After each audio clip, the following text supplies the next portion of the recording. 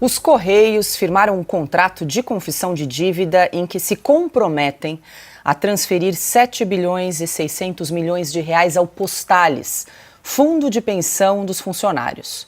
O recurso servirá para cobrir metade do rombo de 15 bilhões de reais do plano de aposentadoria da estatal. Pela legislação, a conta deve ser dividida igualmente entre a empresa patrocinadora e os funcionários, aposentados e pensionistas da estatal.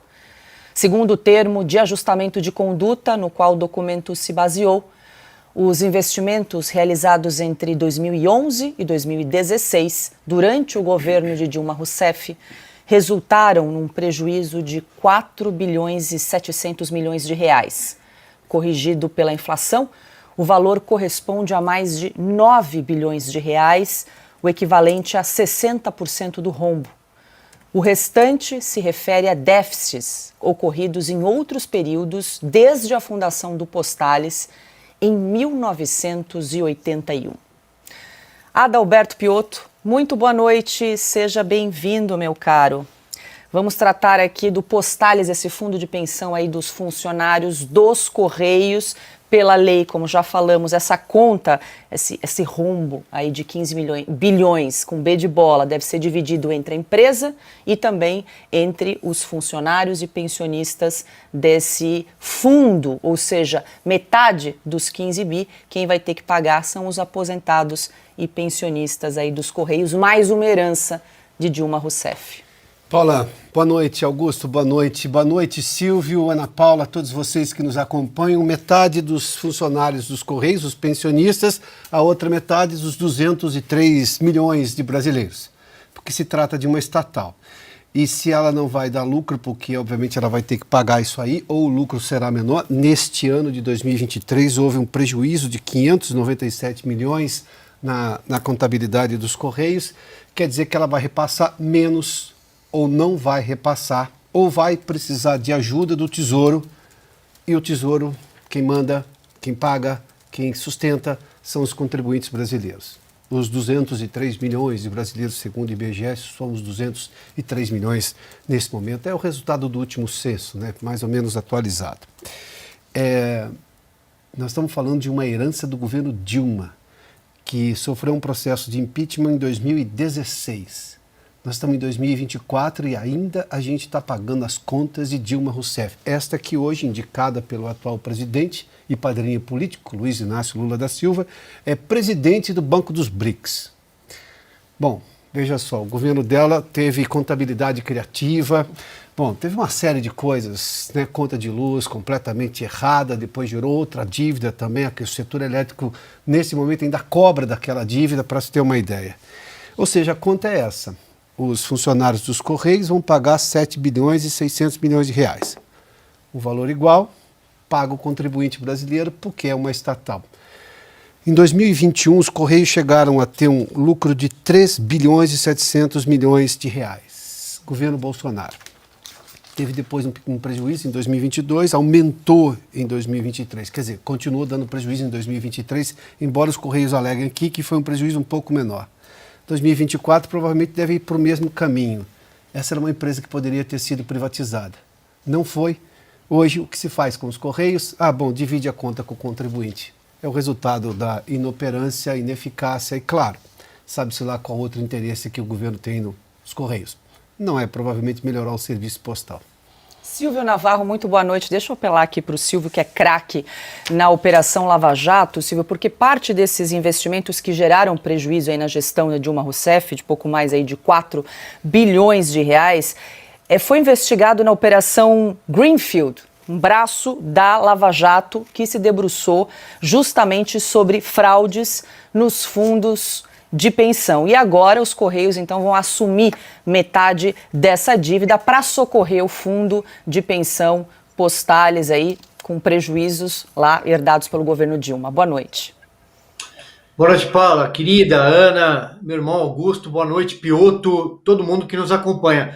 Paula, sim, a Lava Jato puxou esse fio nessa operação que você cita, mas é um fio que vem lá de trás. Aliás, A própria Lava Jato, ela puxa, é um verdadeiro novelo antigo. Ela, inclusive, tem personagens da época do Banestado. Alberto Youssef, o doleiro da Lava Jato, era o doleiro do Banestado.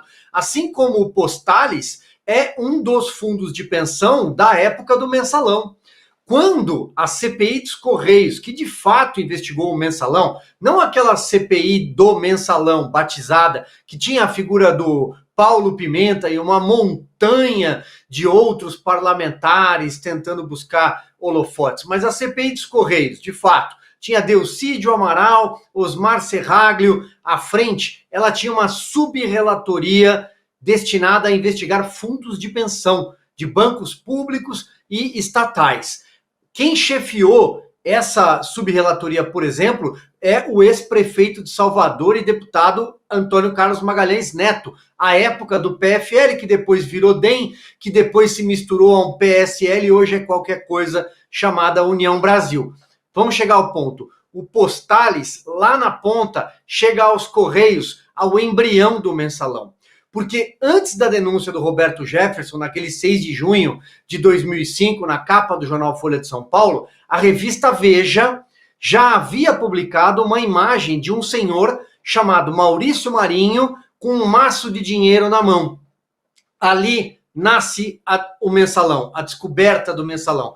Aquele dinheiro era dos Correios, porque a área administrativa dos Correios estava sob a batuta do PTB, então presidido por Roberto Jefferson. Maurício Marinho tinha na mão R$3.000. Era um maço de R$3.000 num esquema de propina de 60 milhões de reais. Imaginem vocês o que é um maço de R$3.000 para alguém à luz do hoje, que viu a Lava Jato, como você mostrou, Paulo, e falamos em 15 bilhões.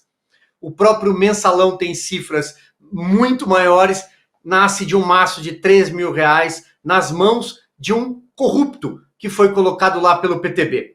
E diante daquela encrenca, depois de uma reunião entre partidos que apoiavam o governo Lula, o PTB fazia parte desse guarda-chuva, junto com o PL, junto com o PP, e uma parte do PMDB, não integralmente ainda, sob coordenação de José Dirceu, aí é que Roberto Jefferson dá a seguinte frase: eles querem explodir o quarteirão e me deixar sozinho aqui. Eles querem explodir o PTB.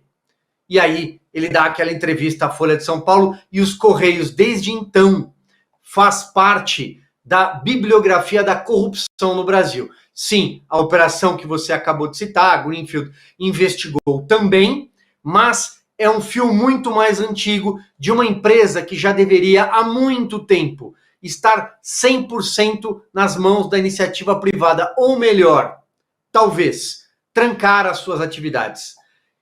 Talvez o serviço privado faça melhor. E não estamos falando em demitir o carteiro, porque a época das tratativas sobre a privatização dos Correios ficou muito claro que o carteiro jamais seria prejudicado, o funcionário do balcão também não seria prejudicado. Aliás, ele seria absorvido pela própria composição ali de compra, de privatização.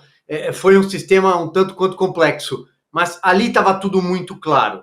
Mas, claro, a narrativa dos sindicatos é outra. Augusto Nunes, muito boa noite. Depois dessa retrospectiva aí do Fundo Postales que a gente acompanhou aí com o Silvio Navarro, a gente vê que o problema não é de hoje, agora vamos pagar essa conta, mais uma delas. Mais uma. Paula, boa noite. Paula, nossa chefe, meu amigo Piotto, Ana, minha parceira querida, meu irmão Silvio, boa noite a você que nos acompanha. O Silvio lembrou bem essa história. A CPI nasceu com o nome de CPI dos Correios, né? E aí passou a se debruçar no Mensalão. Isso mostra, é interessante ver isso aí, porque mostra a evolução da propina.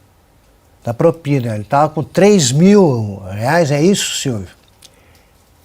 O dinheiro que ele tinha. Pois bem, e aí viria o Petrolão, que criou a propina bilionária. Tudo obra do PT.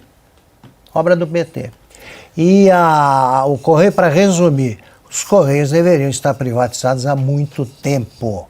Só não foram privatizados porque o PT não quer perder nenhum cofre.